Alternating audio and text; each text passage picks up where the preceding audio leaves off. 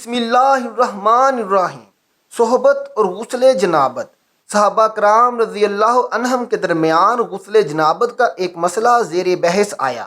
ایک گروہ کہتا تھا کہ غسل صرف دخول پر فرض ہو جاتا ہے، انزال شرط نہیں، یعنی پانی کا خارج ہونا ضروری نہیں ہے۔ دوسرا گروپ بیان کرتا تھا کہ واجب غسل کے لیے دخول کے ساتھ انزال بھی شرط ہے۔ یہ لمبی بحث کسی فیصلہ کن صورت پر نہ پہنچی، آخر کار قرار پایا کہ ام المومنین حضرت عائشہ صدیقہ رضی اللہ تعالی عنہا سے دریافت کیا جائے۔ حضرت عائشہ صدیقہ رضی اللہ تعالی عنہا نے کہا کہ رسول اللہ صلی اللہ علیہ وآلہ وسلم نے فرمایا، جب مرد عورت کی چار شاہوں کے درمیان بیٹھ جائے، اس کا محل ختنہ عورت کے محل ختنہ کے ساتھ مس کرے تو غسل واجب ہو جاتا ہے۔ تو مسئلہ یہ ثابت ہوا کہ صرف دخول پر ہی مرد اور عورت جنبی ہو جاتے ہیں اور ان پر غسل واجب ہو جاتا ہے، انزال یعنی منی کا نکلنا شرط نہیں ہے۔ جنابت کے احکام۔ واجب غسل کی حالت کو جنابت کہتے ہیں۔ وجوب غسل یعنی جب غسل واجب ہو جاتا ہے تو اس حالت کو جنابت کہتے ہیں۔ جنابت کا لفظ جنب سے نکلا ہے، جنب پہلو کو کہتے ہیں۔ درجہ ذیل چار حالتوں میں مسلمان مرد اور عورت پر غسل کرنا فرض ہو جاتا ہے۔ نمبر ایک، جوش کے ساتھ منی خارج ہونے کے بعد، اس میں احتلام بھی داخل ہے، یعنی یا کوئی ایسا خواب آئے یا ایسے بھی۔ نمبر دو، صحبت کے بعد یعنی سیکشول انٹرکورس کے بعد۔ نمبر تین، حیض کے بعد۔ نمبر چار، نفاس کے بعد یعنی بچے کی پیدائش کے بعد۔ اس میں یاد رکھیں کہ بہت سے لوگ پوچھتے ہیں کہ اگر خواتین انٹرنل چیک اپ کرواتی ہیں تو کیا اس سے غسل واجب ہوتا ہے؟ تو جان لیں، اس سے غسل واجب نہیں ہوتا جب تک ان چار چیزوں میں سے کوئی چیز وجود میں نہ ہو۔ صرف منی خارج ہونے سے بات نہیں، بلکہ جوش کے ساتھ منی خارج ہونے کے بعد غسل واجب ہوتا ہے۔ رسول اللہ صلی اللہ علیہ وآلہ وسلم نے فرمایا، جب تم عورت کی چار شاہوں کے درمیان بیٹھ کر صحبت کرو تو تم پر غسل واجب ہو گیا، اگرچہ منی نہ نکلے۔ آپ نے غور کیا ہوگا کہ طہارت کے مسائل بہت تفصیل کے ساتھ بہت سے موضوعات ایسے ہیں کہ جو انسان کی ظاہری زندگی نہیں بلکہ اس کی نجی اور ذاتی زندگی سے متعلق بھی ہیں، لیکن اسی طرح بلکہ ان کو یہ پڑھانا سکھانا یہ بھی ایک ضرورت ہے، کیونکہ آپ صلی اللہ علیہ وآلہ وسلم نے انصار کی خواتین کی تعریف کی کہ انصار کی خواتین کتنی اچھی ہیں جنہیں حیا دین کا علم حاصل کرنے سے نہیں روکتا۔ تو سوال یہ پیدا ہوتا ہے کہ آخر اتنی تفصیلات کیوں؟ اور بعض لوگ اس کو ناپسندیدہ قرار دیتے ہیں، تو ایسا کرنا ناسمجھی کی علامت ہے۔ ہم دیکھتے ہیں کہ انسان اگر اللہ کے بتائے ہوئے طریقے کے مطابق زندگی بسر کرتا ہے تو اس میں خیر ہی خیر ہے، اور وہ خیر صرف اس کی اپنی ذات تک نہیں رہتی، بعض اوقات دوسروں کی بھلائی کا ذریعہ بھی بن جاتی ہے۔ عورت کو بھی احتلام ہوتا ہے۔ ام المومنین حضرت سلمہ رضی اللہ تعالی عنہا روایت کرتی ہیں کہ حضرت ام سلیم رضی اللہ تعالی عنہا نے رسول اللہ صلی اللہ علیہ وآلہ وسلم سے کہا، اے اللہ کے رسول صلی اللہ علیہ وآلہ وسلم، یقیناً اللہ حق سے نہیں شرماتا، یعنی حق بات اور ایک اہم بات کو واضح کرنا ضروری ہوتا ہے، اور اس معاملے میں شرم سے کام نہیں لینا چاہیے۔ کہیں ایسا نہ ہو کہ انسان انجانے میں غلط کام کرتا رہے۔ تو یہ کہہ کر انہوں نے مسئلہ پوچھا کہ کیا عورت پر غسل واجب ہے جبکہ اس کو احتلام ہو؟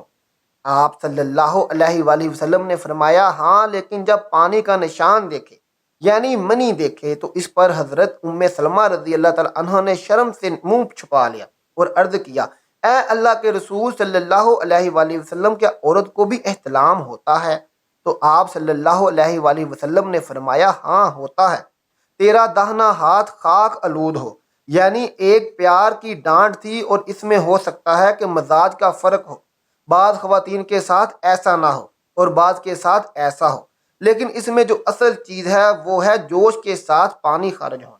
اس میں کہیں ایسا نہ ہو کہ لکوریا وغیرہ کے ساتھ اس کو جوڑ دیا جائے، یعنی دونوں چیزوں میں فرق ہے۔ اور احتلام سوتے وقت ہوتا ہے، اور اگر سو کر اٹھنے پر انسان اپنے کپڑوں پر زیادہ ڈسچارج دیکھے، خواب یا پھر کوئی فیلنگز یا نہ بھی ہو، تو پھر بھی غسل کرنا ضروری ہے۔ معلوم ہوا کہ عورت یا مرد نیند سے اٹھ کر اگر تری یا نشان منی دیکھیں تو یہ احتلام کی علامت ہے، یعنی ان پر غسل کرنا فرض ہو جاتا ہے، اور اگر احتلام کی کیفیت انہیں یاد ہو لیکن نشان نہ پائیں، یعنی خواب یاد ہے لیکن سامنے کوئی علامت نہیں، تو غسل فرض نہیں ہوگا۔ ایسی صورت میں شک کی ضرورت نہیں ہے کہ نہیں بھائی میں نے خواب دیکھا اور مجھے خواب بالکل صحیح سے یاد ہے تو مجھے نہانا چاہیے۔ نہیں، محض خواب پر نہیں نہایا جائے گا جب تک کہ کوئی فزیکلی کوئی ایسی چیز سامنے دیکھی نہ جائے۔ حضرت ام سلمہ روایت کرتی ہیں کہ میں نے کہا کہ اے اللہ کے رسول صلی اللہ علیہ وآلہ وسلم، میں اپنے سر کے بال خوب مضبوط گنتی ہوں، کیا میں انہیں غسل جنابت کے وقت کھولا کروں؟ آپ صلی اللہ علیہ وآلہ وسلم نے فرمایا ان کا کھولنا ضروری نہیں تیرے لیے، یہی کافی ہے کہ 3 دفعہ پانی اپنے سر پر ڈالیں، پھر اپنے سارے بدن پر پانی بہائے، بس تو پاک ہو جائے گی۔ یعنی بالوں کی جڑیں بھیگنا ضروری نہیں، جسم کا بھیگنا ضروری ہے، سارے بال کھولنا ضروری نہیں ہے۔ جنبی کی بالوں کا مسئلہ، حضرت عائشہ رضی اللہ تعالی عنہا کو خبر ملی کہ حضرت عبداللہ بن عمر عورتوں کو غسل جنابت کے لیے بال کھولنے کا حکم دیتے ہیں۔ حضرت عائشہ رضی اللہ تعالی عنہا فرمانے لگیں ابن عمر پر تعجب ہے، انہوں نے عورتوں کو تکلیف میں ڈال دیا ہے، وہ انہیں سر منڈوانے کا حکم کیوں نہیں دے دیتے؟ یہ حضرت عائشہ کی ڈانٹ تھی۔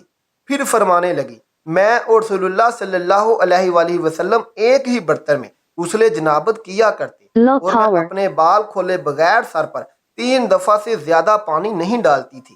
معلوم ہوا کہ غسل جنابت کے لیے بال کھولنے کی ضرورت نہیں، مگر یہ حکم صرف غسل جنابت کا ہے۔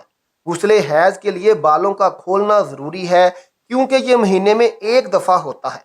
حضرت عائشہ صدیقہ رضی اللہ تعالی عنہا سے روایت ہے کہ رسول اللہ صلی اللہ علیہ وآلہ وسلم نے غسل حیض کے لیے فرمایا اپنے بال کھولو اور غسل کرو۔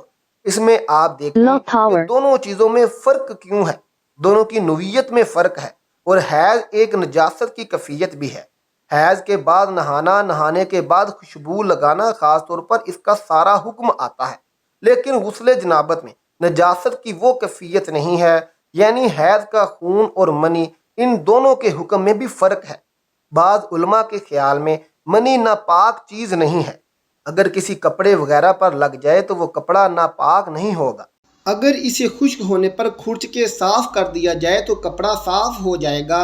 لیکن خون حیض پر آپ صلی اللہ علیہ وآلہ وسلم نے فرمایا ہے کہ اسے چٹکیوں سے مل مل کے صاف کر کے دھوئے، تو ان دونوں میں یہ فرق ہے۔ دونوں کے بعد نہانے کا حکم بھی فرق ہے، ایک میں بال کھولے جائیں گے اور بال بھی دھوئے جائیں گے اور بالوں کی جڑیں بھی دھوئی جائیں گی، جبکہ دوسرے عام غسل جنابت میں بال کھولنا اور پورے بال دھونا شرط نہیں ہے۔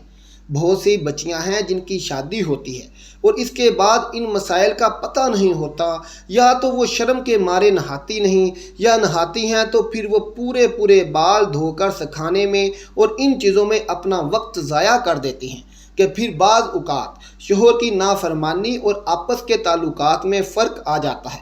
اگر دین کا صحیح مسئلہ پتہ ہو تو انسان تمام مشقتوں سے بچ جاتا ہے اور ایک نارمل روٹین کی لائف گزار سکتا ہے۔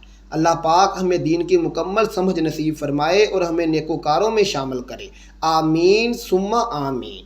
آخر میں محترم ناظرین، کمنٹ باکس میں ایک بار سبحان اللہ ضرور لکھ دیں اور ہمارا چینل سبسکرائب کریں تاکہ ہر آنے والی نئی ویڈیو سب سے پہلے آپ تک پہنچ سکے۔ شکریہ۔